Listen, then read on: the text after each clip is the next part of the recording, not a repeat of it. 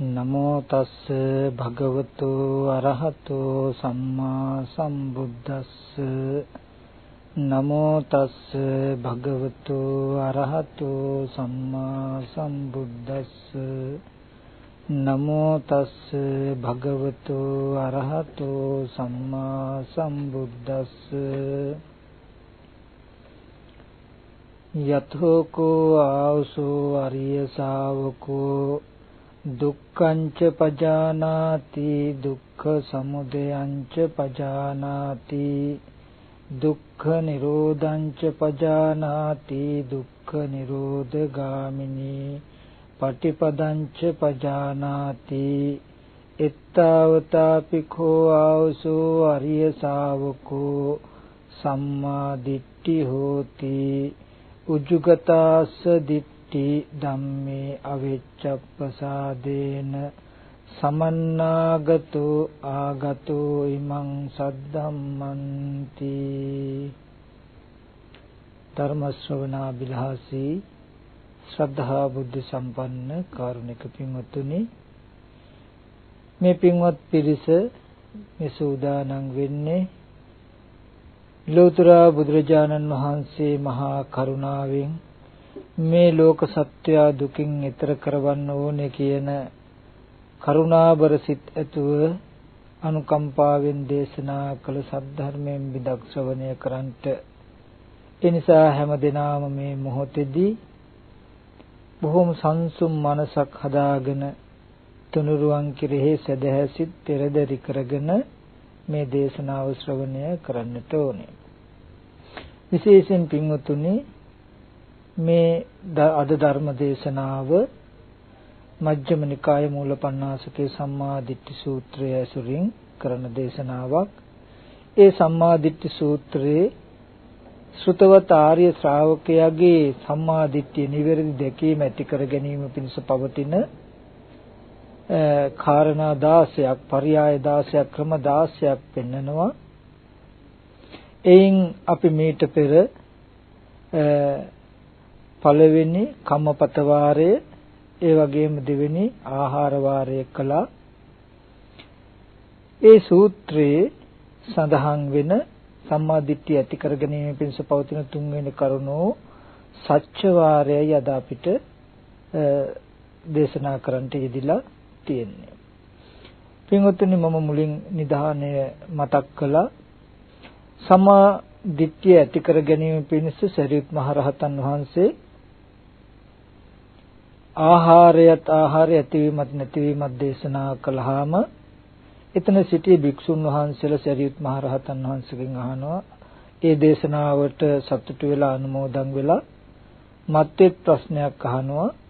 එවත්නි සාරිපුත්ත ස්ත්‍රීන් වහන්සේ ආර්ය ශ්‍රාවකයාගේ සම්මා දිට්ඨිය ඇතිවීම පිණිස, ඔහුගේ දැකීම ඍජු බවට පත්වීම පිණිස, ධර්මයේ නොසෙල්වෙන පැහැදීමෙන් යුක්ත වීම පිණිස පවතින තව පර්යායක්, තව ක්‍රමයක් තියනවද කියලා. ඒ වෙලාවේදී සරියුත් මහ රහතන් වහන්සේ දේශනා කරන එවත්නි තව ක්‍රමයක් තියෙනවා.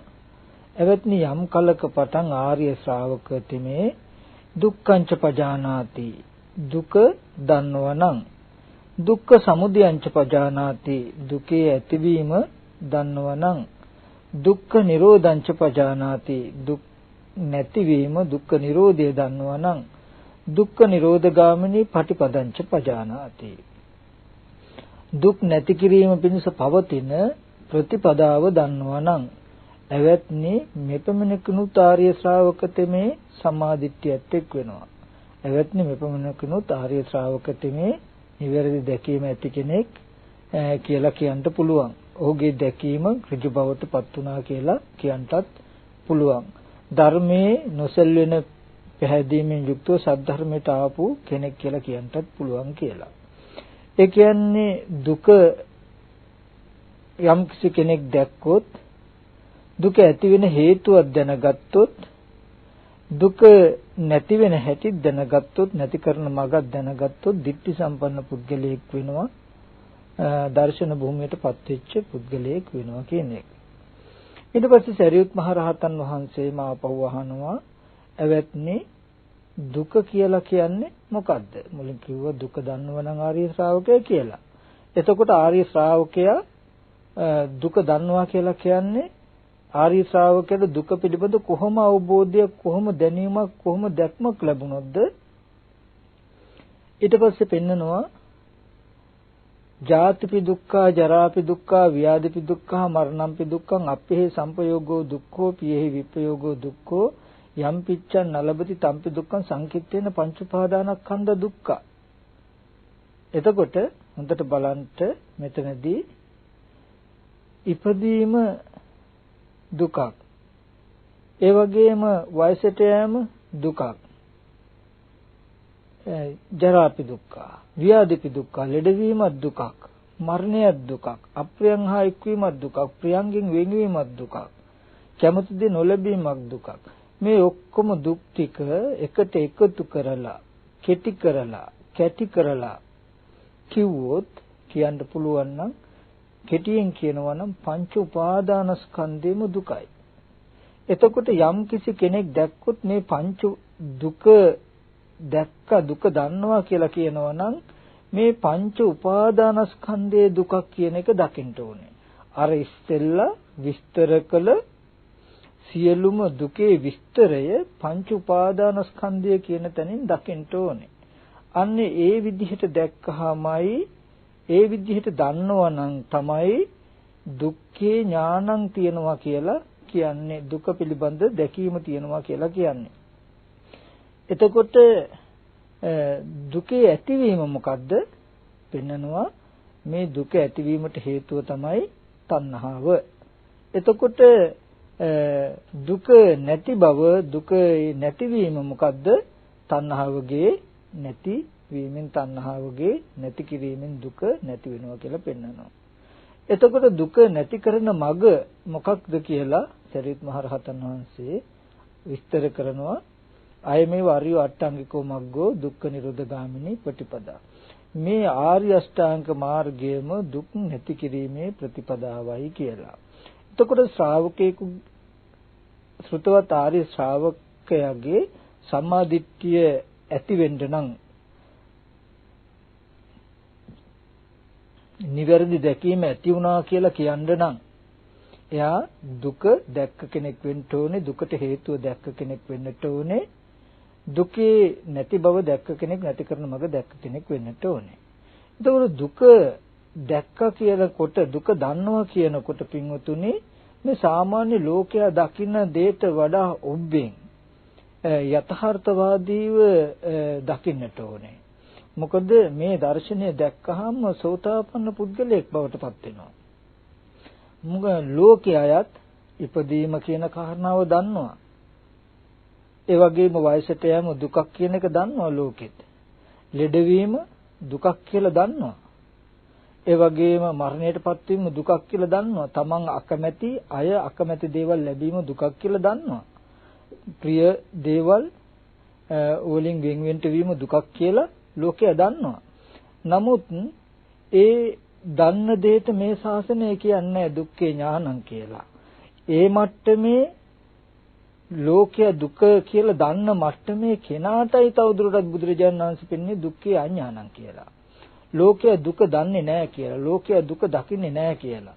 අවිද්‍යාව කියලා කියන්නේ දුක්ඛේ අඥානං, දුක්ඛ සමුදය අඥානං, දුක්ඛ නිරෝධය අඥානං, දුක්ඛ නිරෝධගාමී ප්‍රතිපදාය අඥානං. අවිද්‍යාව කියලා කියන්නේ දුක දන්නෙත් නැහැ, දුක ඇති වෙන හේතුව දන්නෙත් නැහැ, දුක නැතිවීම දන්නෙත් නැහැ, නැති කරන මඟ දන්නෙත් නැහැ. එතකොට සම්මාදිට්ඨිය කියලා කියන්නේ ඒකට සම්පූර්ණ අනිත් පැත්ත.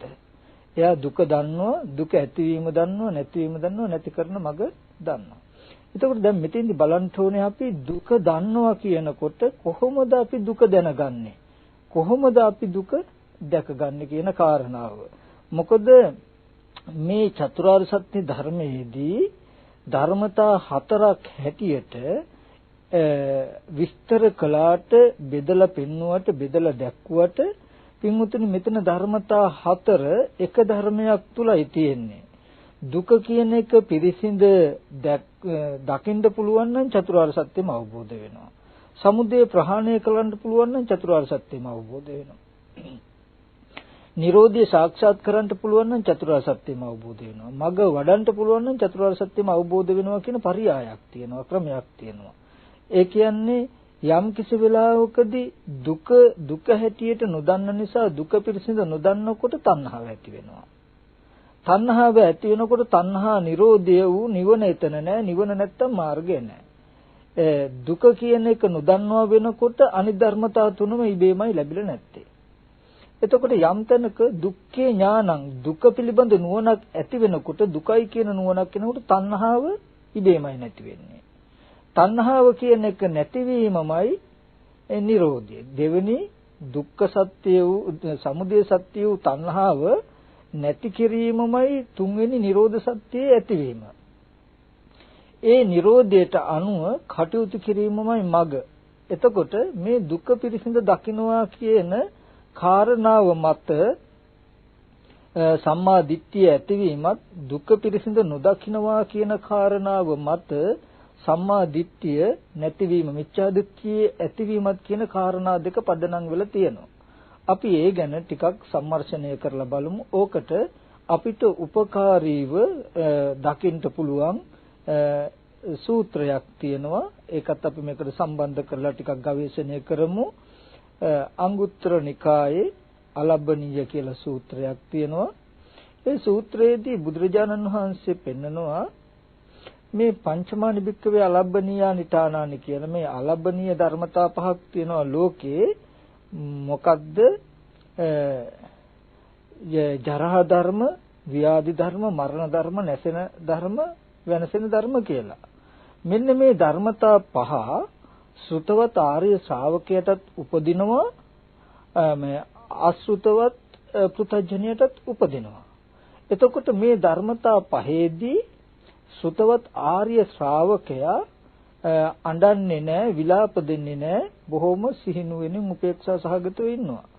අශ්‍රුතවත් පෘථජ්ජනයා මොකද කරන්නේ? මේ ධර්මතා පහේදී අඬනවා, විලාප දෙනවා, ශෝක කරනවා, පපිය අද්ගග හඬනවා කියලා පෙන්නනවා. එතකොට හොඳට බලන්න ජරා ධර්ම, ව්‍යාධි ධර්ම, මරණ ධර්ම, නැසෙන ධර්ම, විනාශන ධර්ම කියලා කියේ මේ දුකට නමක්. දුකේදී දුක අභියසදී ලෝකයා දුකේදී අඬනවා, විලාප දෙනවා, ශෝක කරනවා, පපිය අද්ගග හඬනවා. සුතවත ආර්ය ශ්‍රාවකයා ඒ දුකේදී අඬන්නෙත් නැහැ, විලාප දෙන්නෙත් නැහැ, ශෝක කරන්නෙත් නැහැ, පපිය අද්ගග හඬන්නෙත් නැහැ, උපේක්ෂාවෙන් යුක්තව වාසය කරනවා. මේකට හේතුව මොකද්ද? මේ චතුරාර්ය සත්‍ය අවබෝධ වීම සහ අවබෝධ නොවීම කියන ධර්මතා දෙක මත.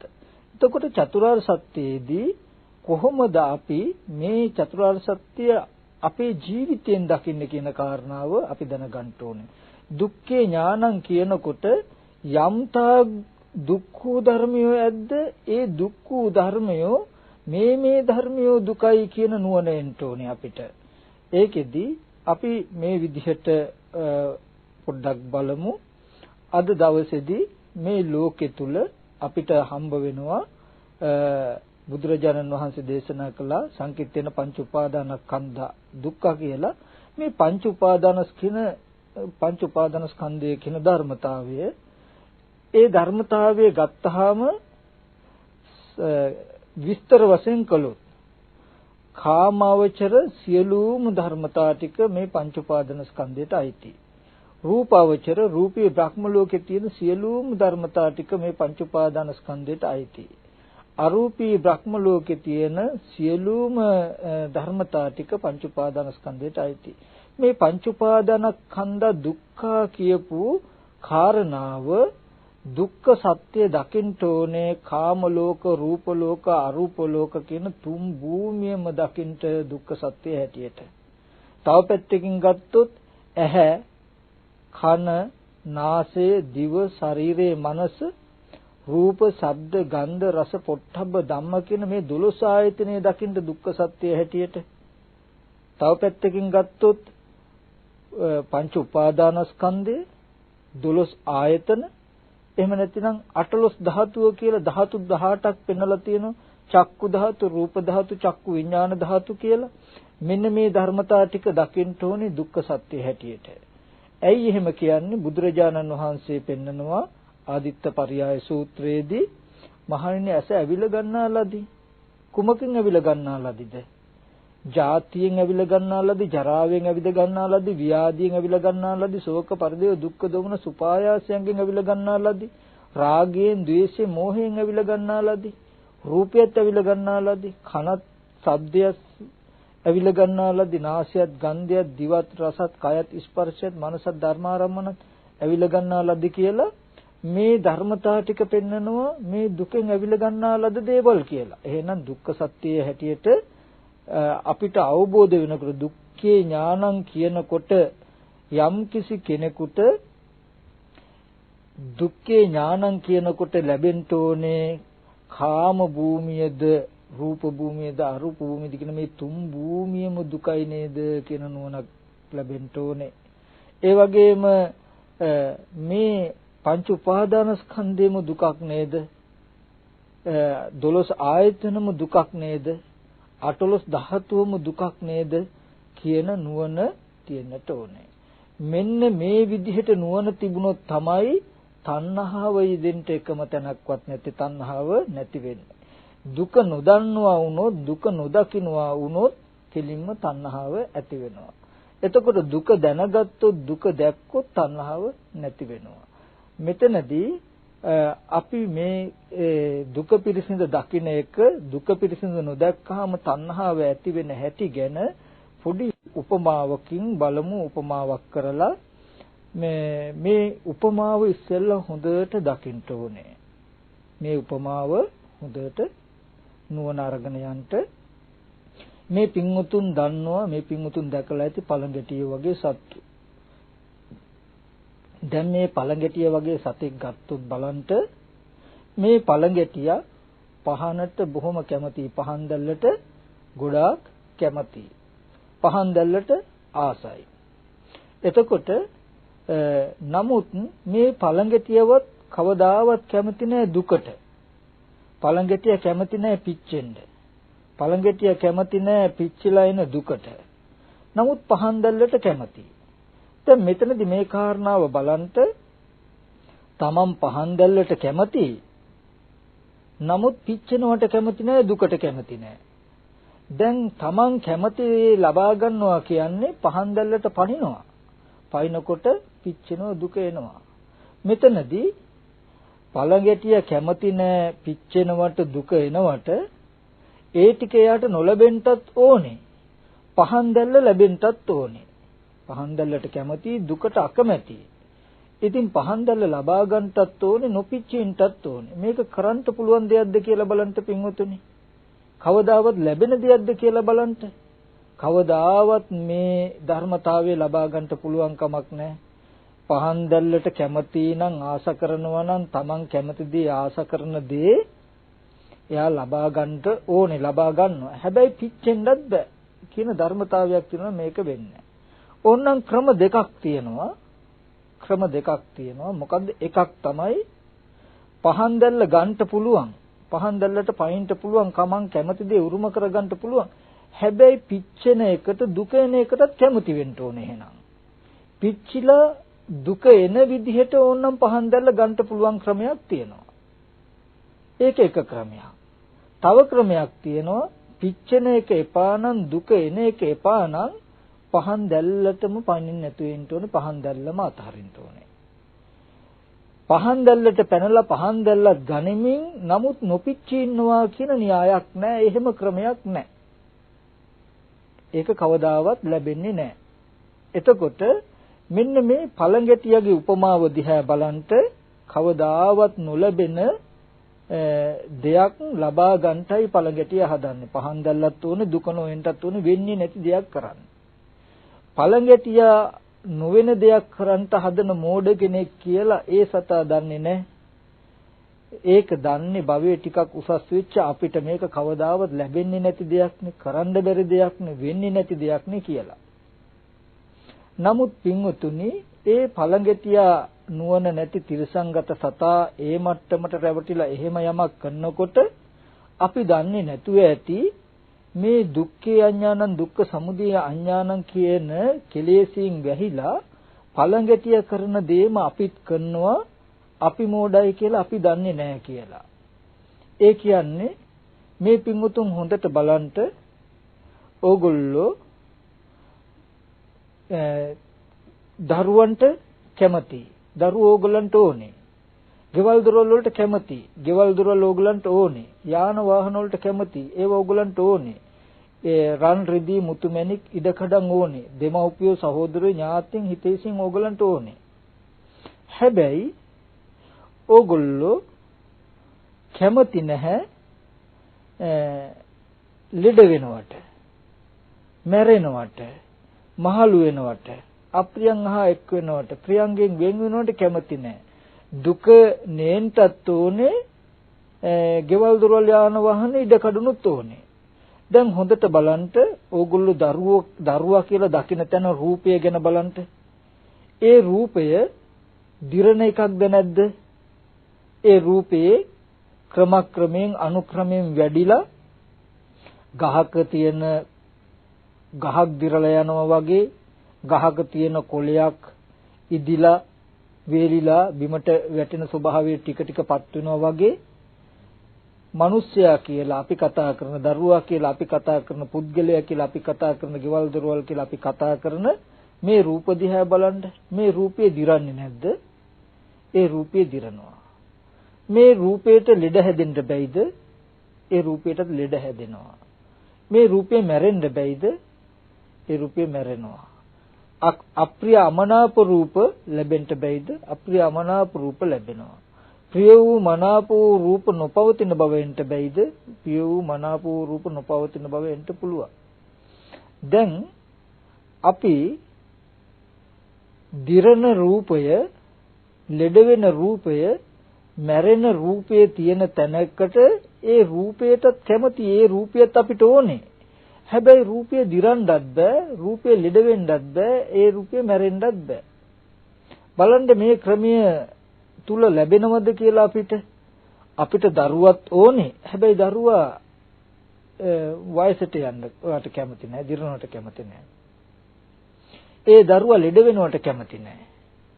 ඒ දරුවා මැරෙනවට කැමති නැහැ. දරුවා ලෙඩ වෙන්න බෑ, මැරෙන්න බෑ. ඒව නොවෙන්නත් ඕනේ, දරුවත් ඕනේ.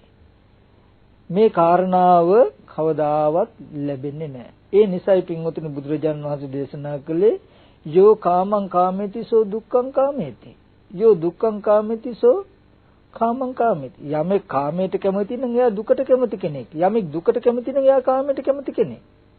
පළඟටියා පහනට කැමති නම් එයා පිච්චෙන බවට කැමති කෙනෙක්. යමෙක් පිච්චෙන්න කැමති නම් එයා පහන් දැල්ලට කැමති කෙනෙක්.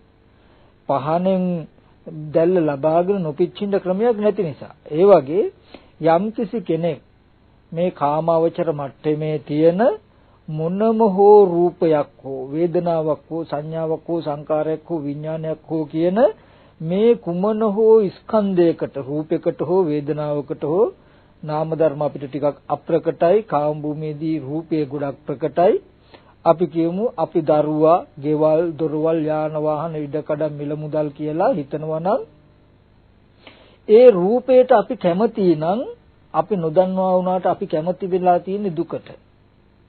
යමෙක් දුකට කැමති නම් එයා රූපයට කැමති. යෝ රූපං කාමේති සෝ දුක්ඛං කාමේති. යෝ දුක්ඛං කාමේති සෝ රූපං කාමේති. බුදුරජාණන් වහන්සේ දේශනා කරනවා යමෙක් රූපයට කැමති නම් එයා දුකට කැමති කෙනෙක්. යමෙක් දුකට කැමති නම් එයා රූපයට කැමති කෙනෙක්.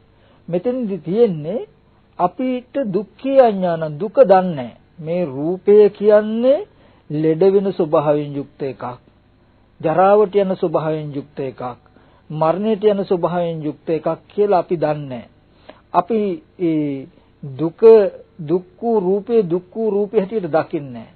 දුක්ඛ වේදනා සංඥා සංඛාර විඥානය දුක්ඛ වේදනා සංඥා සංඛාර විඥාන කියලා අපි දන්නේ, දකින්නේ. ඒ දුක නොදකිනකොට අපිට පෙනෙන්නේ කොහොමද? මේ දුව, මේ පුතා, මේ අම්මා, මේ තාත්තා, මේ සහෝදරයා, මේ ඥාතීන්, මේ රන් රිදී මුතු මැණික් කියලායි. අපි ඒ විදිහට උඩින් යන දැක්මක් ඇතුව ඒ දේවල් වලට කැමති වුණොත්, කැමති වෙනකොට යථාර්ථයේ තියෙන්නේ මොකද්ද? අපි දුකටයි කැමති වෙලා තියෙන්නේ. අපි දුකටයි ආස කරලා තියෙන්නේ. ඒක නුවණින් දකින්න ඕනේ මිසක ඍජුව අපිට පේන්නේ. අපිට පේන්නේ අපි දරුවට ආදරේ කියලා. අපි ගෙවල් දොරවල් වලට ආසයි කියලා. දුව පුතාට ආදරේ කියලායි අපිට පේන්නේ අපි හිතන්නේ. නමුත් අපි එහෙම හිතන තැනක තියෙන රූපය දිරණ එකක් නම් අපි දරුවා කියලා බැඳිලා තියෙන්නේ දිරණ රූපයට. දරුවා කියලා ආස කරලා තියෙන්නේ දිරණ රූපයට. එහෙනම් එතන ආස කරලා තියෙන්නේ මොකේටද මම? ජරාව ධර්මයට. ඒ අපි දරුවා කියන තැන රූපේ ලෙඩ වෙනවා නම් ඒ ලෙඩ වෙන රූපෙන් යුක්ත ඒ රූපයට නම් අපි ආස කරන්නේ ලෙඩවීමට. අපි දරුවා කියලා දකින තැන රූපේ මැරෙනවා නම් අපි එහෙනම් දරුවෙකුට නෙමෙයි ආස කරලා තියෙන මරණයට. මෙතෙන්දි පින්වතුනි කෙටියෙන් මතක් කළොත් අපි ගෙවල් දොරවල් යාන වාහන ඉඩකඩම් මිල මුදල් කියලා මේ ලෝකයේ මවාගෙන තව පැත්තකින් ගත්තාම මමයි කියලා ආධ්‍යාත්මික හෝ දකින රූපයක් තියෙනවා නම් මේ රූපේ යථාර්ථය තමයි දිරණ බව ස්වභාව කොට ඇති, ලෙඩවීම ස්වභාව කොට ඇති, මරණය ස්වභාව කොට ඇති ධර්මතා ටිකක් තියෙන්නේ. මේවා හේතුන්ගෙන් හටගත් ඒවා. හේතු නැති වෙනකොට නැති වෙනවා, විපරිණාම ස්වභාවයෙන් යුක්තයි.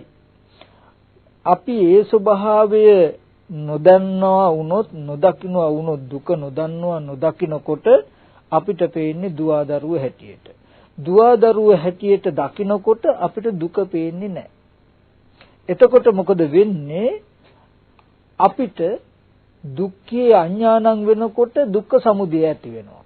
මේ ජරා ධර්ම, ව්‍යාධි ධර්ම, මරණ ධර්ම කියලා නොදකින්නකොට තණ්හාව ඇති වෙන්නේ. තණ්හාව කියන්නේ නිකම්ම තණ්හාව නෙමෙයි. දරුවට කැමති, ගෙවල් දොර වලට කැමති, රන්මස මුල මුදල් වලට කැමති කියන මට්ටමක හිත බැඳිලා.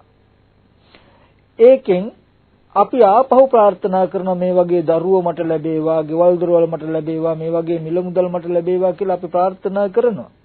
අපි ප්‍රාර්ථනා කළාම අපි ප්‍රාර්ථනා කරපු දෙයට අනුව ආපහු ලැබෙනවා. ලැබුණොත් ලැබෙන්න වෙන්නේ මොකද්ද? ආයෙත් දුකමයි. ආයෙත් දිරණ රූපයක්ම ලැබෙයි අපිට. ආයෙත් ලෙඩ වෙන රූපයක්ම ලැබෙයි අපිට. ආපහු මැරෙන රූපයක්ම ලැබෙයි මිසක අපි ප්‍රාර්ථනා කරපු නිසා. එතකොට දුක නොදන්න නිසා තණ්හාව ඇති වෙනවා. තණ්හාව නිසා ආපහු දුක ඇති වෙනවා. ආපහු ඒ තණ්හාව කරපු එකට අපිට රූප වේදනා සංඥා සංකාර විඥාන කියන ස්කන්ධ ටිකක් ලැබුණාම ඒ ස්කන්ධයෝද ජරාවට යන ලෙඩ වෙන මරණ ස්වභාවයෙන් යුක්තයි. ඒ බව නොදන්න නිසා ආයෙත් ඒකට කැමති වෙනවා, තණ්හා කරනවා. අනේ මෙහෙම දේවල් මට ලැබේවා කියලා ප්‍රාර්ථනා කරනවා. ආපහු එහෙම දෙයක් ලැබෙනවා. මේ විදිහට දුකයි දුක්ඛ සමුදයයි කියන ධර්මතා දෙකක් තියෙනවා. මේ ධර්මතා දෙකට කියනවා ලෝකي කියලා. පංච උපාදානස්කන්ධ දුක්ඛ කියලා කිව්වේ ලෝකයට. ඒ පංච උපාදානස්කන්ධයේ පිරිසිඳ නොදැකීම නිසා ඇති කරගන්න තණ්හාවට කියන දුක්ඛ සමුදය කියලා. ඒ දුක්ඛ සමුදය කියලා කිව්වේ දුක ඇතිවීමට හේතුව. ඒ හේතුවෙන් ඇති වෙන්නේ මොකද? ආපහු ලෝකේ, ආපහු පංච උපාදානස්කන්ධේම.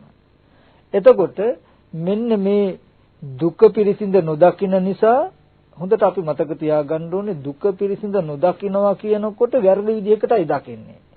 මේ රූපයේ ජාතිය, ජරාව, ව්‍යාධිය, මරණය ස්වභාව කොට ඇති ධර්මයක් නේද කියලා නොදකිනකොට අපිට පේන්නේ ඒක කෙනෙක් හැටියට, දරුවෙක් හැටියට. රූපය ජාතිය, ජරාව, ව්‍යාධිය, මරණය ස්වභාව කොට ඇති ධර්මයක් නේද කියලා නොදකිනකොට අපිට පේන්නේ සහෝදරයෙක් හැටියට, ඥාතියෙක් හැටියට, තව යාළු මිත්‍රයෙක් හැටියට. මේ රූපයේ ජාතිය, ජරාව, ව්‍යාධිය, මරණය ස්වභාව කොට ඇති ධර්මයක් නේද කියලා නොදකිනකොට ඒ රූපය අපිට පේන්නේ රන්, රිදී, මුතු, මැණික් විදියට. හොඳට ඒ බව මතක තියෙන්න ඕනේ. එතකොට රන්, රිදී, මුතු, මැණික් හිතියට, දූ දරුවෝ හැටියට, සහෝදර ඥාති හිතේසින් හැටියට දකිනකොට තණ්හාව ඇති වෙනවා. තණ්හාවෙන් මේ දේවල් ප්‍රාර්ථනා කරනවා. ප්‍රාර්ථනා කරනකොට ආපහු ලැබෙනවා. ආපහු ලැබෙන්නේ දුක. එතකොට මේ විදිහට දුක නොදන්නා කම නිසා තණ්හාව ඇති වෙනවා. හොඳට මතක තියාගන්න ඕනේ. ආපහු මතක් කරනවා තණ්හාව ඇති වෙනවා කියනකොට නිකන් නෙමෙයි, දුක නොදකිනකොට වෙන විදිහකට දකිනවා. ඒ වෙන විදිහකට දැකීම තුලයි අපි ඇලෙන්නේ, බැඳෙන්නේ. එතකොට ආපහු දුකම උපදිනවා. මෙන්න මේ දුක කියන කාරණාවත් ඒ දුක නොදකින්නකොට සත්පුද්ගල භාවයෙන් වටිනාකමින් යුක්තෝ ලෝකේ දැකලා තණ්හාව ඇති වෙනවත් කියලා යම්කිසි කෙනෙකුට දුක ඇති වෙන හැටි ගැන දකින්න පුළුවන් නම් දැක ගන්න පුළුවන් නම් ඒක සම්මා දිට්ඨියක්. ඒකත් නිවැරදි දැකීමක්. එයා නිවැරදිව දුක් වූ දේ දුකයි කියලා දන්නවා. දුක් වූ දේ දුකයි කියලා දකිනවා. ඒ දුක දැක ගන්න බැරි වුණොත් දැනගන්න බැරි වුණොත් එයාට පෙනෙන්නේ මිනිස්සෙක් හැටියට පුද්ගලයෙක් හැටියට වටිනා දෙයක් හැටියටයි. එහෙම වුණොත් තණ්හාව ඇති වෙලා ඒක ප්‍රාර්ථනා කරනවා ආපහු මේ දුක ලැබෙනවා මෙහෙම නේද කියලා දුක ඇති වෙන හැටිත් දකිනවා. ඔන්න එතකොට දුකයි දුක්ඛ සමුදයයි දෙක එයා දකිනවා.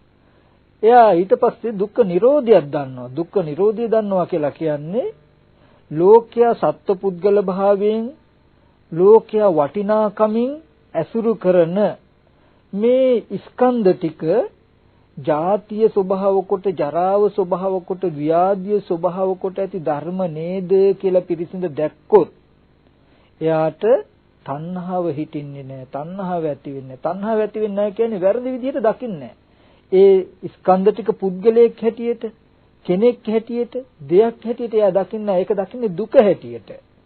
දුක හැටියට දකිනකොට දුක්ඛ ස්කන්ධය දුක හැටියට දකිනකොට ඒ දුක්ඛ ස්කන්ධේ දරුවෙක් කියලා දකින්නේ නැහැ. ඥාතියෙක් හිතේසියෙක් කියලා දකින්නේ නැහැ. කන බොන ආහාරයෙන් හැදුණු රූපේ කෙනෙක් කියලා දකින්නේ නැහැ. ස්පර්ශයෙන් හැදුණු වේදනා සංඥා සංකාර කෙනෙක් කියලා දකින්නේ නැහැ. නාම රූප ප්‍රත්‍යයෙන් හටගත්ත විඥානය කෙනෙක් කියලා දකින්නේ මේ පංච උපාදාන ස්කන්ධේ පිරිසිදු දකිනවා. ඒවා ප්‍රත්‍යයෙන් හටගත්ත කියලා දකිනවා. මේ ප්‍රත්‍ය නැති වෙනවා කියලා දකිනවා. මේ විදිහට දකිනකොට මෙතන දුක් වූ ස්කන්ධ ටිකක් කියලා දකිනවා පුද්ගලයෙක් හැටියට නොදකිනවා. ඒ විදිහට දකිනකොට තණ්හාව නැති වෙනවා. තණ්හාව නැති වෙනවා කියන්නේ අනේ මෙබඳු කෙනාම මට ලැබේවා කියලා එහෙම ප්‍රාර්ථනාවක් කරන්න අවශ්‍ය වෙන්නේ නැහැ. ප්‍රාර්ථනාවක් කරන්නේ නැහැ. එතකොට තණ්හාව නැති වෙනවා. තණ්හාව නැති වුණොත් මොකද වෙන්නේ? මතු පංච උපාදානස්කන්ධයක් ඇති වෙන්නේ නැහැ. දුක ප්‍රාර්ථනා නොකරන ඒ කියන්නේ ලෝකේ යම් කිසි දෙයක් ලෝකයා ප්‍රාර්ථනා කරන දේ මෙයා ප්‍රාර්ථනා කරන්නේ මොකද? ලෝකයා ප්‍රාර්ථනාවෙන් ලබා ගත්තා නම් ලබාගත්තේ දුකයි කියලා පෙනෙනකොට දුක ලබාගෙන දුක් විඳින්න තරම් මෙයා මෝඩ වෙන්නේ නැහැ. ඒ නිසා අප්‍රනිදි කියලා කියන්නේ ප්‍රාර්ථනා සංසිඳනවා මෙයාගේ. තණ්හාව නැති වෙනවා. තණ්හාව අඩු වෙනකොට දුක නැති වෙනවා කියලා කිව්වේ ඒකයි. ඊට පස්සේ ශරීත් මහ රහතන් වහන්සේ ආපහු පෙන්නනවා ආය මේ වාර්ය අට්ටාංගිකෝ මග්ගෝ දුක්ඛ නිරෝධගාමිනී ප්‍රතිපදා. මේ ආර්ය අෂ්ටාංග මාර්ගයේම දුක නැති කිරීමේ ප්‍රතිපදාවයි කියලා. මොකද්ද? සම්මා දිට්ඨි. ආර්ය අෂ්ටාංග මාර්ගයේ පෙන්වන්නේ මොකද්ද? සම්මා දිට්ඨි සම්මා සංකප්ප කියලා. මෙතනදී හොඳට නුවණින් ආපහු දකින්න ඕනේ මොකද්ද මේ සම්මා දිට්ඨිය කියලා. ඒ කියන්නේ දැන් මෙයා අපි මුලින් දැක්කා දුක පිරිසිඳ නොදකින නිසායි කෙලෙස් ඇති වෙලා තියෙන්නේ තණ්හාව ඇති උනේ. ඒ තණ්හාව ඇති නිසායි ආපහු දුක ඇති උනේ කියලා දැක්කනම් දුක පිරිසිඳ දැක්කොත් තණ්හාව දුක පිරිසිඳ දැක්කොත් තණ්හාව නැති වෙනවා. නැති වුණොත් දුක්ඛ ස්කන්ධය නැවත ඇති වෙන්නේ නැහැ කියලා නිරෝධයක් දැක්කා. ඒ කියන්නේ දුක පිරිසිඳ නොදැකීමෙන් තණ්හාව ඇති වෙලා සසර ඇති වෙන හැටි දුක පිරිසිඳ දැක්කොත් තණ්හාව නැති වෙලා නිවන ලැබෙන හැටි කියන ධර්මතා දෙක ගැන නුවණ ආව කලින් අපි අර ධර්මතා තුන ගවේෂණය කිරීමේ. දැන් මාර්ගය හැටියට ලැබෙන්නේ ඒ දැකීමම මුල් කරගෙන දැන් පංච උපාදානස්කන්ධය දුකක් හැටියට පිරිසිඳ දකින්න නුවණින් බලනවා. සම්මා දිට්ඨි කියනකොට මෙයා ලෝකෝත්තර සම්මා දිට්ඨිය හැටියට මොකද කරන්නේ? ජාතිය ස්වභාව කොට ඇති ධර්මයේ ජාතිය ස්වභාව කොට ඇති ධර්මයක් හැටියට පිරිසිඳ දකිනවා. ජරාව ස්වභාව කොට ඇති ධර්මයේ ජරාව ස්වභාව කොට ඇති ධර්මයක් හැටියට බලන්ට පිරිසිඳ දකිනවා. උත්සාහවත් වෙනවා. විශේෂයෙන් මේ පංච උපාදානස්කන්ධය පිරිසිඳ දකින්න උත්සාහවත් වෙන එකට කියනවා මාර්ගය වඩනවා කියලා. දැන් ඔන්න එයා රූපය හොඳට ගන්නවා. රූපය අරගෙන ඒ රූපය හොඳට සම්මර්ෂණය කරනවා. රූපය ගවේෂණය කරනවා. මොකද්ද පංච උපාදාන ස්කන්ධේ රූපය කියලා කිව්වහම චත්තාරෝච මහා භූතා චතුන්නංච මහා භූතානං උපාදාය රූපං සතර මහා ධාතුව නිසා පවත්නා වූ උපාදාය රූපත් කියන මේ වචන ටික ගන්නවා ඉගෙනගෙන සතර මහා ධාතුව කියන්නේ මොකද්ද හොඳට ගවේෂණය කරනවා පඨවි ධාතු ආපෝ ධාතු තේජෝ ධාතු වායෝ ධාතු මේ පඨවි ධාතුව කියලා කියන්නේ තද කර්කස රළු ස්වභාවයට ආපෝ ධාතු කියන්නේ ගලන වැగిරෙන බැඳෙන ස්වභාවයට තේජෝ ධාතු කියලා කියන්නේ දවන තවන දිරවන පැසවන ස්වභාවයට වායෝ ධාතු කියලා කියන්නේ හමන පිම්බෙන හැකිලෙන ස්වභාවයට හොඳට මේ සතර මහා ධාතුව හොඳට විනිශ්චය කරනවා මේ ධාතුව තද ගතිය පුද්ගලයෙක් හෝ පුද්ගලයෙක්ගේ කොටසක් හෝ එහෙම නෙමෙයි ධර්මතාවයක් ආපෝ ධාතු තේජෝ ධාතු වායෝ ධාතුව කියන්නේ පුද්ගලයෙක් නෙමෙයි පුද්ගලයෙක්ගේ කොටස් එහෙම නෙමෙයි ස්වභාව ධමයක් හොඳට මේ වගේ ඒ රූපේ තියෙන අනාත්ම ස්වභාවය බලනවා එතකොට උපාදාය රූපං කියනකොට ඇහැට පෙනෙන වර්ණ රූපය කනට ඇසෙන ශබ්දය නාසයට දැනෙන ගන්ධය දිවට දැනෙන රසය කයට දැනෙන ස්පර්ශය නාසයට දැනෙන ගන්ධය දිවට දැනෙන රසය ස්පර්ශය ගණන් ගන්නේ නැහැ පොට්ටබ්බය එක මහ භූත එතකොට උපාදාය කියනකොට රූපයයි සද්දයයි ගන්ධයයි රසයයි ආධ්‍යාත්මික පැත්තෙන් ගත්තාම ඇහැ කන දිව නාසය ශරීරය මේ ටික දකිනවා උපාදායයි කියලා කියන්නේ මහා භූත නිසා විද්‍යමානයි සතර මහා ධාතුව නිසා පවතින රූප කියලා දකිනවා මෙන්න මෙතනදී සතර මහා ධාතුව අනාත්මයි නම් ඒ සතර මහා ධාතුව මුල් කාරණාව කරගෙන හේතුව කරගෙන ප්‍රත්‍ය කරගෙන ඒ සතර මහා ධාතුව නිසා පවතින රූපය පුද්ගලයෙක්ගේ වෙන්නේ නැහැ කෙනෙක්ගේ වෙන්නේ නැහැ ඒක අනාත්මයි කියන නුවණ ඉබේම පවතිනවා ඊට පස්සේ මේ වගේ රූපය ගැන හොඳට බලලා ඊට පස්සේ බලනවා රූපය කියලා කියන්නේ කන බොන ආහාරය නිසා හැදෙන ධර්මතාවයක් කන බොන ආහාරය නිසායි මේ රූපය හැදෙන්නේ කියලා හොඳට බලනවා ඉති රූපස්ස සමුදය ඊට පස්සේ ආහාරය නැති වෙනකොට මේ රූපය නැති වෙනවා නේද කියලා හොඳට බලනවා මෙහෙම බලනකොට එයාට තේරෙනවා මේ රූපය සත්වයක් නෙමෙයි රූපය කියන එක පුද්ගලයෙක් නෙමෙයි රූපය කියන එක සතර මහා ධාතුවත් ඒ නිසා පවත්නා උපාදාය රූපත් කියන නුවණ එනවා ඒ විදිහට බලනකොට පේනවා මේ රූපය හැදෙන්නේ ආහාරය නිසායි ආහාරය නැති වෙනකොට නැති වෙනවා මේ රූපේ හේතු ප්‍රත්‍යයයි කියන නුවණ එනවා ප්‍රත්‍ය නිසා හටගත් දේ ප්‍රත්‍ය නැති වෙනකොට නැති වෙනවා කියන නුවණ එනවා මෙන්න මේ විදිහට බලනකොට යාට පේනවා රූපය කියන එක හේතුන්ගෙන් හටගත් එකක් හේතු නැති වෙනකොට නැති වෙනවා එහෙනම් පුද්ගලයෙක් නෙමෙයි මේ රූපය හේතුන්ගෙන් හටගන්න නිසා ඉපදීම ස්වභාව කොට ඇති ධර්මයක් හේතු නැති වෙනකොට නැති වෙන නිසා මරණය ස්වභාව කොට ඇති ධර්මතාවයක් ඒ හේතු වෙනස් වෙනකොට විපරිණාම වෙනකොට මේ රූපය දිරනවා වෙනස් වෙනවා එහෙනම් ජරාව ස්වභාව කොට ඇති ධර්මයක් ඒ රූපයට හටගත් ප්‍රත්‍යයට වෙනත් ප්‍රත්‍ය යෙදෙනකොට මේ රූපය වෙනස් වෙනවා එතකොට අපි ලෙඩ වෙනවා කියලා කියනවා එහෙනම් මේ ජරාව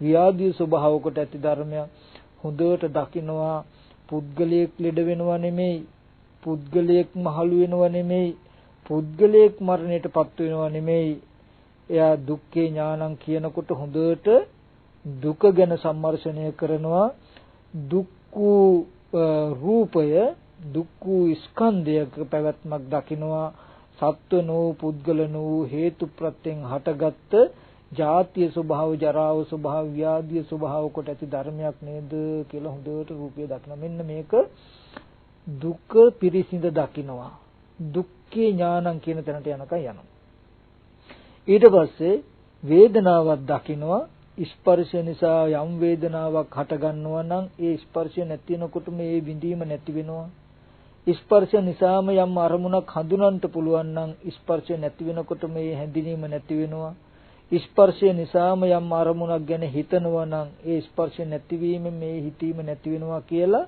විඳින බව, හඳුනන බව, කල්පනා කරන බව කියන ධර්මතාවයක් තියෙනවා නම් ඒ ධර්මයේද හේතුන්ගෙන් හටගත් එකක් හේතු නැති වෙනවා කියන නුවණ එනවා. ඊට පස්සේ යම් අරමුණක් රූපයක් පෙනෙන බව දැනගන්නවා නම්, ඇහෙන බව දැනගන්නවා නම් මේ දැනගන්නවා කියන එක විඥානයේ ඒ හිතද කෙනෙක් එහෙම නෙමෙයි. ඒ දැන ගැනීමට හේතු වෙච්ච ධර්මතා ටික සම්පූර්ණ වෙච්ච නිසා මේ දැනගන්න බව සිද්ධ වුණා. ඒට තියෙන හේතු ටික නැති වෙනවා කියන නුවණ එනවා. මේ විදිහට පංච උපාදානස්කන්ධය හොඳට විසුරවනවා. මේ ස්කන්ධ පංචකය හොඳට තීරණය කරනවා. තීරණය කරලා විසුරවලා හාරවලා අවුස්සලා බලනවා. ප්‍රත්‍ය සමුප්පන්න බව හේතුව හේතුඵල ධම හොඳට බලලා තීරණය කරනවා. මේ රූපය එහෙනම් දිරණ ස්වභාවයෙන්, වෙනස් වෙන ස්වභාවයෙන්, ලෙඩ වෙන ස්වභාවයෙන් යුක්තයි නේද? ඊට පස්සේ ඒ එක රූපයක් ගැන බලපු විදිහටම තමන් කියවන රූපයත්, දුව කියන රූපයත්, පුතා කියන රූපයත්, සහෝදරය සහෝදරි ඥාතින් හිතේසින් කියන රූපයත්, මේ ඔක්කොම රූප ටික ආරම්භය නුවණ අරගෙන යන හැම තැනම තියෙන රූප මෙහෙම ඒව නේද? එහෙනම් මේ හැම තැනම තියෙන්නේ දුව පුතා කවුරුවත් ඉන්නව නෙමෙයි. මේ දුක්ඛ සත්‍ය නේද පවතින්නේ? හොඳට නුවණ අරගෙන යනවා. යම් ආධ්‍යාත්මික ධර්මයන් කෙරෙහි තමන්ට සිහි නුවණ ඇති වෙනවා නම් ඇහැ කන දිව නාසය ශරීරය තියෙනවා කියලා, තමන් ඉන්නවා කියලා හැඟීමක් තේරෙනවා නම් තමන්ට ඒකත් දන්නවා. එතනද මේ ආහාරයෙන් හටගත්ත කනබුන ආහාරය නිසා පවතින දුක්ඛ ස්කන්ධයක පැවැත්මක් නේද? මේ මම නෙමෙයි නේද කියන නුවණ එනවා. මෙන්න මේ විදිහට බලනකොට දුක්ඛේ ඥානං ඇති වෙනවා. එතකොට පුද්ගලයෙක් හැටියට පෙනීම නිසා ඇතිවෙන තණ්හාව මෙතන තියෙන්නේ නැහැ. මොකද පුද්ගලයෙක් හැටියට පෙනෙන්නේ නැති නිසා. මෙන්න මේ වගේ දුක්ඛ නිරෝධ ගාමිනී පටිපදා කියලා කියන්නේ මෙන්න මේ විදිහට තණ්හාව ඇති නොවන විදිහට යථාර්ථයෙන් රූපය ගැන නිතරම හිතින් විමසනවා, වේදනාව ගැන හිතින් විමසනවා, සංඥාව ගැන හිතින් විමසනවා, සංඛාරය ගැන හිතින් විමසනවා, විඥානය ගැන හිතින් විමසනවා, දුක පිරිසිඳ දකිනවා. එතකොට දුක පිරිසිඳ දකිනකොට දුකයි කියන නුවණ එනකොට එතන සත්වයේ පුද්ගලයෙක් හැටියට, දුවෙක් පුතෙක් හැටියට, රන්මසු මිල මුදල් හැටියට පේන්නේ. එතකොට රන්මසු මිල මුදල් වලට දූ දරුවන්ට තියෙන තණ්හාව එතන යෙදෙන්නේ. තණ්හාව නැති වුණොත් මේ දුක්ඛ ස්කන්ධයන්ගේ පැවැත්ම එතනින්ම ඉවර වෙනවා. යම් කිසි කෙනෙකුට මෙන්න මේ වගේ දුක කියන එක පිරිසිඳ දකින්න පුළුවන් වුණොත්, දුක ඇතිවීමේ හේතුව කියන එක පිරිසිඳ දකින්න පුළුවන් වුණොත්, දුක නැතිවීම කියන කාරණාව පිරිසිඳ දකින්න පුළුවන් වුණොත්, නැති කරන මග, ඒ කියන්නේ මෙන්න මේ විදිහට හිතුවාමයි, මේ විදිහට බැලුවාමයි දුක නැතිවීම පිණිස පවතින කියලා මගක් දකින්න පුළුවන් වුණොත්, මෙන්න මේකට කියනවා සම්මා දිට්ඨි කියලා. ඒකයි සරියුත් මහ රහතන් වහන්සේ දේශනා කළේ දුක්ඛංච පජානාති, දුක්ඛ සමුදයංච පජානාති, දුක්ඛ නිරෝධංච පජානාති, දුක්ඛ නිරෝධ ගාමිනී පටිපදංච පජානාති, එත්තාවතාපිකෝ ආවසෝ ආර්ය ශාවකෝ සම්මාදිට්ඨිය හොති කියලා. දුක දන්නවනම්, දුක ඇතිවීම දන්නවනම්, දුක නැතිවීම දන්නවනම්, නැති කරන මඟ දන්නවනම් මෙපමණකින් ආර්ය ශ්‍රාවකතමේ නිවැරදි දැකීම ඇත්තෙක් වෙනවා කියන කාරණාව. ආපහු මම ඒක මතක් කරන්නේ දුක දන්නවනම් කියනකොට මේ ලෝකේ දකින මට්ටම එහෙම දකින්න බෑ. එයාට තුන් භූමිය ඇතුලේ, කාම භූමිය, රූප භූමිය, අරූප භූමිය ඇතුලේ එකද ධර්මතාවයක්වත් පේන්න බෑ දුක්ඛ සත්‍යෙන් තොර. කාම භූමිය, රූප භූමිය, අරූප භූමිය කියන තුන් භූමිය ඇතුලේ පවතින හැම ධර්මතාවයක්ම දකින්න ඕනේ. මොකද්ද? දුක්ඛ සත්‍ය හැටියට දකින්න ඕනේ. හොඳට නුවණින් මෙනෙහි කරන්න ඕනේ. නුවණින් මෙනෙහි කරන්ට මම මේ පිටුමතුරු පොඩි උපමාවක් කියන්නම්, පොඩි කතාවකුත් එක්ක. ඒක නුවණින් දතිය යුතුයි. එක්තරා දවසක් අපේ උපාසක මහත්මයෙක් එක්ක වැහි කාලෙක මම වාහනයකින් ගමනක් ගියා මේ අනුරාධපුරයේ පැත්තේ. යනකොට වැහි කාලේ නිසා පාර ආයනේ තිබුණු විශාල ඇලක් උතුරලා හරීම ලස්සනට වතුර පිරීලා ඒ ඇලේ කට මට්ටමටම පාරි ගෑවි නොගෑවි වතුර පිරීලා හරීම ලස්සනට වතුර පාරක් ගලාගෙන යනවා. යනකොට මම එක්ක ගිය අපේ උපාසක මහත්තයා කියනවා අනේ ස්වාමීන් වහන්සේ අපේ සේනාසනයේ මැද්දෙනුත් මේ වගේ ඇලක් යනවා නම් කොච්චර හොඳද කියලා. අනේ අපිටත් මෙහෙම ඇලක් තියෙනවා නම් හරි වටිනවනේ කියලා.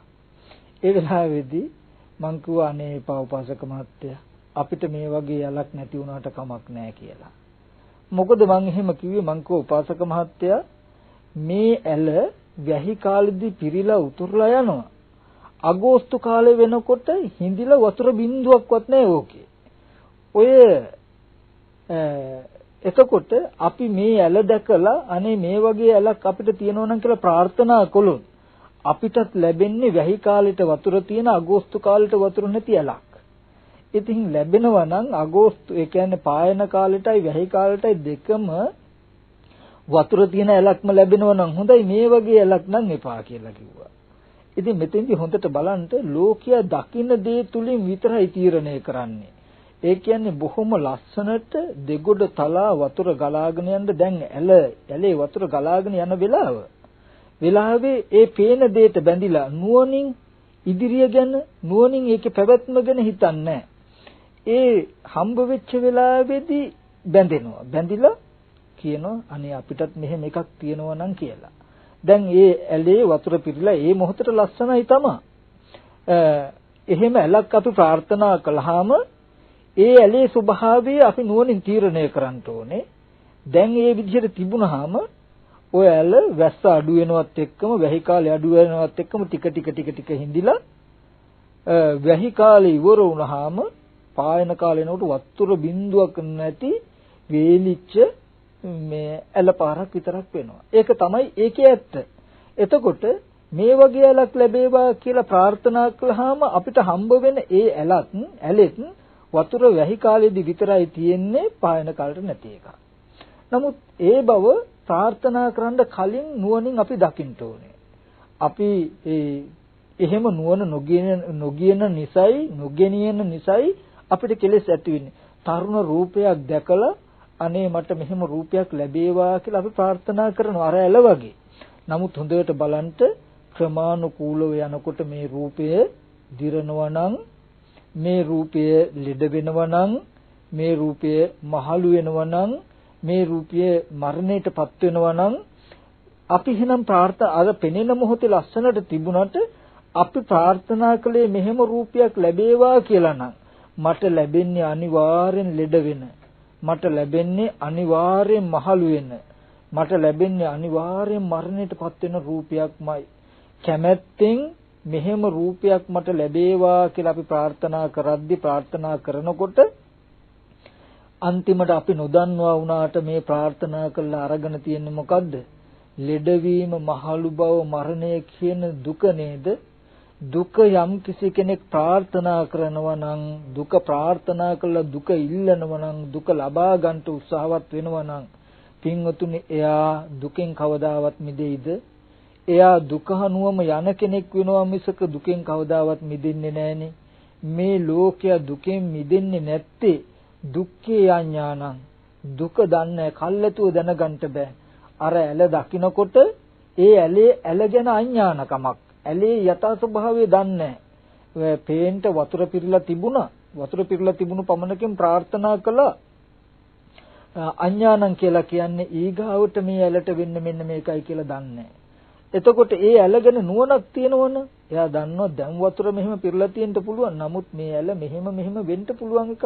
එහෙනම් ප්‍රාර්ථනා කරන්න සුදුසු නැහැ. ඒ වගේ රූපය ඇස හමුවට එනකොට ප්‍රාර්ථනා කරන්න ඉස්සෙල්ලා ඒ රූපය ලැබෙන්න කියලා ඉල්ලන්න ඉස්සෙල්ලා ඒකට කැමති වෙන්න ඉස්සෙල්ලා ඒ රූපය ගැන මෙනෙහි කරලා බලන්න නුවණින්. අන්න එහෙම මෙනෙහි කරනකොට ඕගලන්ට දුක්ඛේ ඥානං ඉබේම මතුවෙනවා. එහෙම වුණොත් මේ තණ්හාව කියන කාරණාව රැඳෙන්නේ නැහැ. තණ්හාව හිටින්නේ නැහැ. තණ්හාව නැති වෙනවා. ඒ තණ්හාව නැති වුණොත් මේ ජරා මරණ දුකයි ඕගලන්ට නැති වෙන්නේ. දුක් ස්කන්ධය ඕගොල්ලෝ ප්‍රාර්ථනා නොකළේ. ඕගොල්ලෝ දුක ප්‍රාර්ථනා නොකරනකොට, දුක නොඉල්ලනකොට, දුකට කැමති නොවෙනකොට ඕගොල්ලෝ දුකෙන් මිදෙනවා. අපි මෙච්චර කල් දුකෙන් නොමිදුනේ, දුකේ ඇලුනේ, දුකේ බැඳුනේ, දුකට කැමති නිසා, දුක ප්‍රාර්ථනා කළ නිසා, දුක ඉල්ලපු නිසායි. එතකොට යම් කිසි කෙනෙක් දුක් වූ දේ දුකයි කියලා දකිනවා. දුක දකිනකොට හොඳට දකින්න ඕනේ මසෙසට පෙනෙන දේට එකතු නොවි නුවණ අරගෙන යන්න. අර වතුර පිරුණු ඇලයි ඇහැට පෙවුනේ. නමුත් ඒ ඇලේ ඉදිරි ගතිය ඇහැට පෙනෙන්නේ ශනිකව නුවණ අරගෙන ගියා. ඒ වගේ ඕගොල්ලන්ගේ ඇස් ඉදිරි පිටට රූපයක් හම්බ වෙනකොට හම්බ වෙන රූපය ඇලෙන්න ඉස්සර වෙලා, බැඳෙන්න ඉස්සර වෙලා, ගැටෙන්න ඉස්සර වෙලා ඒ රූපය ආරම්භය ඇහැට පෙනෙන දේ ආරම්භය නුවණ අරගෙන යන්න, තීරණය කරන්න. මේ අද දන්න කෙලෙස් ඇති වෙන විදිහට නෙමෙයි, දුව පුතා ගෙවල් දොරවල් යාන වාහන ඉඩකඩම් මිල මුදල් රන්මසු කියලා නෙමෙයි. යථා ස්වභාවය තීරණය කරන්න. යථා ස්වභාවය තමයි මේ පෙනෙනවා කියන තැන අපිට පෙනෙන්නේ රූප වේදනා සංඥා සංකාර විඥාන කියන ස්කන්ධ පංචකයක් නිසායි. ඒ කියන්නේ යම්මක් පෙනෙනවා කියන තැන තියෙන පංච උපාදාන ස්කන්ධයක්. ඇහෙනවා කියන තැන තියෙන්නේ පංච උපාදාන ස්කන්ධයක්. ඒ කියන්නේ මේ හැම තැනකම තියෙන්නේ ජරාව, ජාතිය, ජරාව, ව්‍යාධිය, මරණය ස්වභාව කොට ඇති ධර්ම. ඇහැට පෙනෙන දෙයට බැඳෙන්නේ ඉස්සර වෙලා ඇහැට පෙනෙද්දිම නුවණ අරගෙන යන්න. කනට ඇහෙන දෙයට බැඳෙන්නේ ඉස්සර වෙලා කනට ඇහෙද්දි ඒ ආරම්භය නුවණ අරගෙන යන්න. නාසයට, දිවට, ශරීරයට, මනසට යම් අරමුණු එද්දි හම්බ වෙද්දි ඒ ආරම්භය නුවණ අරගෙන යන්න. නුවණින් තීරණය කරන්න පවතින ඇත්ත. එතකොට ඔයගලන්ට මතුවෙලා ඒ යථාර්ථය දුක් වූ දේ දුක බව, වෙනස් වෙන දේ වෙනස් වෙන දේ හැටියට, විපරිණාම වෙන දේ විපරිණාම වෙන බව. එදාට ඕගොල්ලන්ට දුක්ඛේ ඥානං, මේ තුන් භූමියම පුද්ගලයේ කෙනෙක් දකින්නේ නැහැ, තමන්ව දකින්නේ නැහැ, අනුන්ව දකින්නේ නැහැ, රන්තරම් මිල මුදල් දකින්නේ නැහැ. ඕගොල්ලෝ දකි තුන් භූමිය අනුගිය හැම ධර්මතාවයක්ම දුක නේද කියලා. අන්න එදාට ඒ විදිහට දැක්කොත් දුක්ඛේ ඥානං. ලෝකය තුල කාම රූප අරූප කියන තුන් භවය තුල දුකෙන් තොර අල්ලන්න කිසිම දෙයක් නැති බව අහුවෙන්න ඕනේ දුක්ඛේ ඥානං කියන නුවණට. ආය ලෙඩ වෙනවා, මහලු වෙනවා කියන චුට්ටක් නෙමෙයි, හැම රූපයක්ම, හැම වේදනාවක්ම, සංඥාවක්ම, සංකාරයක්ම මේ දුක හැටියට පේන්න ඕනේ.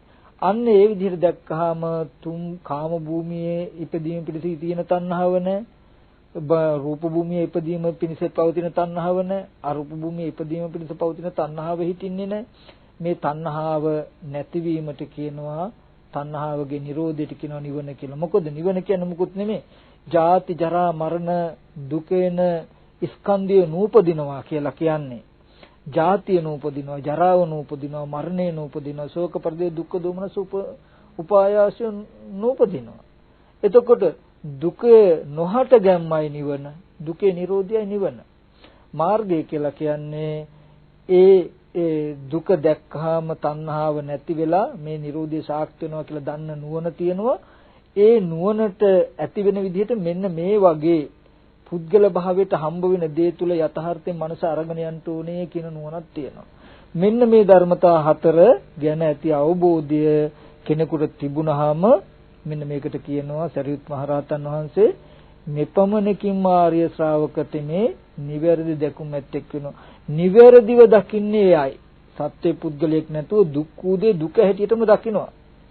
මෙන්න මේ වගේ දැක්මට කියනවා එයාගේ දැකීම නිවැරදි කියලා. දැකීම ඍජු බවට පත් වුණා කියනවා. ධර්මයේ නොසෙල්වෙන පැහැදීමෙන් යුක්ත යන්නේ මේ දහම මේ පෙන්වන කරුණ මොනතරම් ඇත්තද කියන එක එයාට හොඳට තේරෙනවා.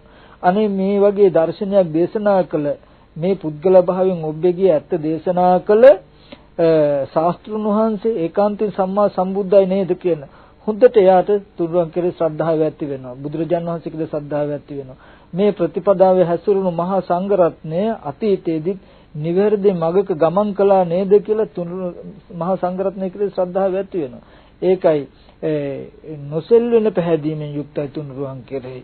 එයා මේ පෘථග්ජන ලෝකයේ අතරින් ඒ පෘථග්ජන භාවය ඉක්මවා සිටිය කෙනෙක් කියලා දකින. මොකද ලෝකයා ගෙවල් දොරවල් යාන වාහන ඉඩකඩම් මිල මුදල් දැකලා සතුටු වෙලා ඒවා ප්‍රාර්ථනා කරලා ඒ තුලම හැසිරෙනකොට ඒ ගෙවල් දොරවල් ඉඩකඩම් මිල මුදල් කියලා ලෝකයා දකින දෙයට ඔබෙන් පවතින්නේ දුක්ඛ ස්කන්ධ මාත්‍රයක් නේද කියලා ලෝකයා දකින දෙයට ඔබෙන් පවතින යතහා භූත ඥානයක හැම වෙලේම මනස පිහිටලා පවතිනවා. ලෝකයාගේ මට්ටමේ තණ්හාව මෙයාගේ හිතේ රැඳින්නේ නැහැ. ඒ නිසා එයා පෘථග්ජන භූමියේ ඉක්මවා සිටියා කියලා කියනවා. ඉතින් සරියුත් මහ රහතන් වහන්සේ මේ සත්‍ය වාරය දේශනා කළා. ඒ විදිහට දුක දුක ඇතිවීම නැතිවීමත් නැති කරන මගත් කියන හතර දන්නවනම් එවත්නි මෙපමණකින්ම ආර්ය ශ්‍රාවකයා සම්මාදිට්ඨිය කියලා සරියුත් මහ රහතන් වහන්සේගේ ඒ දේශනාවට එතන හිටපු ස්වාමීන් වහන්සේලා බොහෝම සතුටු වුණා. සතුටු වෙලා බොහෝම සතුටින් ඒ දේශනාව අනුමෝදන් වුණා. සරියුත් මහ රහතන් වහන්සේ මේ සත්‍ය වාරය දේශනා කළා. ඒ සම්මාදිට්ඨි සූත්‍රයේ තව ඉදිරියට තියෙන කාරණා ගැන අපිට හැකි පමණකින් ඉදිරියේදී දේශනා කරන්න බලාපොරොත්තු වෙනවා.